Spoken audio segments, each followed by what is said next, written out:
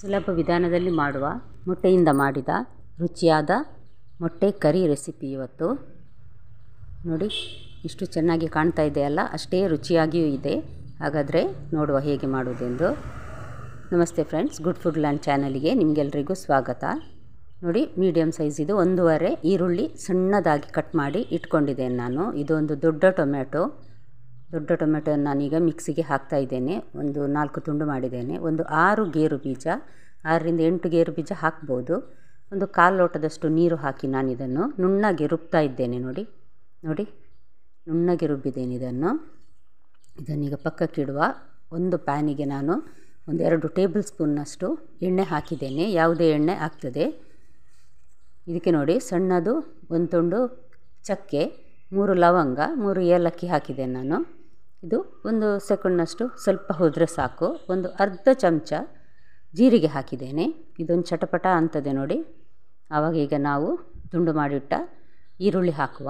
ಸಣ್ಣದಾಗಿ ಕಟ್ ಮಾಡಿದ್ದೇನೆ ನಾನು ಇದನ್ನು ಸಾಧಾರಣ ಗೋಲ್ಡನ್ ಬಣ್ಣ ಬರುವವರೆಗೆ ನಾವಿದನ್ನು ಲೋ ಟು ಮೀಡಿಯಮ್ ಹೀಟಲ್ಲಿ ನಾನೀಗ ಹುರಿತಾ ಇದ್ದೇನೆ ಇದನ್ನು. ಈರುಳ್ಳಿ ಹುರಿದದ್ದು ಸರಿಯಾದರೆ ಅಂದರೆ ಗೋಲ್ಡನ್ ಬಣ್ಣ ಬಂದು ಅದು ಒಳ್ಳೆ ರುಚಿ ಕೊಡ್ತದೆ. ಹಾಗಿದ್ದರೆ ನಮಗೆ ನೋಡಿ ಈಗ ಅದು ಸರಿಯಾಗಿದೆ ಹುರಿದದ್ದು. ಈಗ ನಾವು ಜಿಂಜರ್ ಗಾರ್ಲಿಕ್ ಪೇಸ್ಟ್ ಹಾಕುವ. 1 ಟೀ ಸ್ಪೂನ್ನಷ್ಟು ಹಾಕ್ತಾ ಇದ್ದೇನೆ ನಾನೀಗ. ಅಷ್ಟು ಸಾಕಾಗ್ತದೆ. ನಾನಿಲ್ಲಿ ಈ ಮಸಾಲೆಗೆ 4 ಮೊಟ್ಟೆ ತೆಗೆದುಕೊಂಡಿದ್ದೇನೆ. ಬೇಯಿಸಿ ಇಟ್ಟಿದ್ದೇನೆ ಮೊಟ್ಟೆಯನ್ನು ನಾನು. ಇದರಲ್ಲಿ ನೋಡಿ 1 ಚಮಚ ಕೊತ್ತಂಬರಿ ಪುಡಿ, ಒಂದು ಸ್ವಲ್ಪ ಹಳದಿ ಪುಡಿ ಮತ್ತು ಕೆಂಪು ಮೆಣಸಿನ ಪುಡಿ. ನಾನಿಲ್ಲಿ ಕಾಶ್ಮೀರಿ ರೆಡ್ ಚಿಲ್ಲಿ ಪೌಡ್ರ್ ಉಂಟು ನೋಡಿ, ಅದನ್ನು ಹಾಕಿದ್ದೇನೆ ನಾನು. ಅದು ಖಾರ ಸಹ ಕಡಿಮೆ, ಕಲರ್ ಚೆನ್ನಾಗಿ ಬರ್ತದೆ.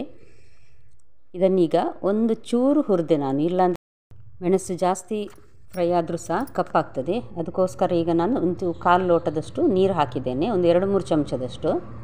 ಇದು ನೋಡಿ ಒಂದು ದೊಡ್ಡ ಟೊಮೆಟೊವನ್ನು ಸಣ್ಣದಾಗಿ ಕಟ್ ಮಾಡಿ ನಾನೀಗ ಹಾಕ್ತಾ ಇದ್ದೇನೆ ಇದೇ ಮಸಾಲೆಗೆ. ಈರುಳ್ಳಿ ಎಲ್ಲ ಚೆನ್ನಾಗಿ ಹುರಿದಾಗಿದೆ.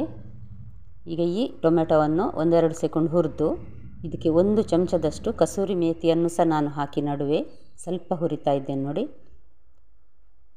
ಇವಾಗ 1-2 ಸೆಕೆಂಡ್ನಷ್ಟು ಹುರಿಯುವ ಮತ್ತು ಸ್ವಲ್ಪ ಉಪ್ಪು ಹಾಕಿ ಹುರಿದ ಮೇಲೆ ಒಂಚೂರು ನೀರು ಹಾಕಿ ಬಾಯಿ ಮುಚ್ಚಿ ಬೇಯಲಿಕ್ಕೆ ಇಡುವ ಚೆನ್ನಾಗಿ. ಈಗ ಸ್ವಲ್ಪ ಬೆಂದಿದೆ ನೋಡಿ. ಒಂದು ಅರ್ಧ ಲೋಟದಷ್ಟು ನೀರು ಹಾಕ್ತೇನೆ ನಾನು. ಈಗ ಚೆನ್ನಾಗಿ ಮಿಕ್ಸ್ ಮಾಡಿದ ಮೇಲೆ ಮುಚ್ಚಳ ಮುಚ್ಚಿ ಬೇಯಲಿಕ್ಕಿಡುವ. ಹೈ ಫ್ಲೇಮಲ್ಲಿ 1-2 ನಿಮಿಷ ಇಟ್ಟರೆ ಸಾಕು ಮುಚ್ಚಳ ಮುಚ್ಚಿ ಬೇಯಲಿಕ್ಕೆ. ಯಾಕಂದರೆ ಸ್ವಲ್ಪ ಹುರಿದಿದ್ದೇವೆ ನೋಡಿ, ಹಾಗಾಗಿ.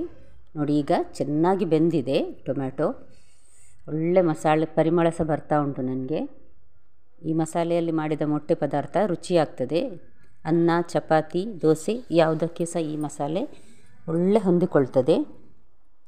ಈಗ ನೋಡಿ ನಾನು ಗೇರು ಬೀಜ ಮತ್ತು ಟೊಮೆಟೊವನ್ನು ಮಿಕ್ಸಿಯಲ್ಲಿ ಗ್ರೈಂಡ್ ಮಾಡಿಟ್ಟಿದ್ದೇನೆ ನೋಡಿ. ಅದನ್ನೀಗ ನಾನು ಹಾಕ್ತಾ ಇದ್ದೇನೆ. 1-2 ನಿಮಿಷ ಲೋ ಟು ಮೀಡಿಯಮ್ ಹೀಟಲ್ಲಿ ನಾನು ಹುರಿತಾ ಇದ್ದೇನೆ.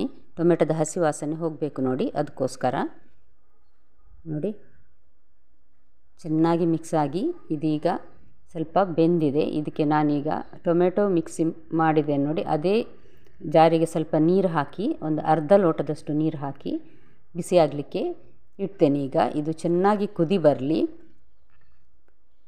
ನಂತರ ನಾವು ಬೇಯಿಸಿಟ್ಟ ಮೊಟ್ಟೆಯನ್ನು ಹಾಕಲಿಕ್ಕಿದೆ.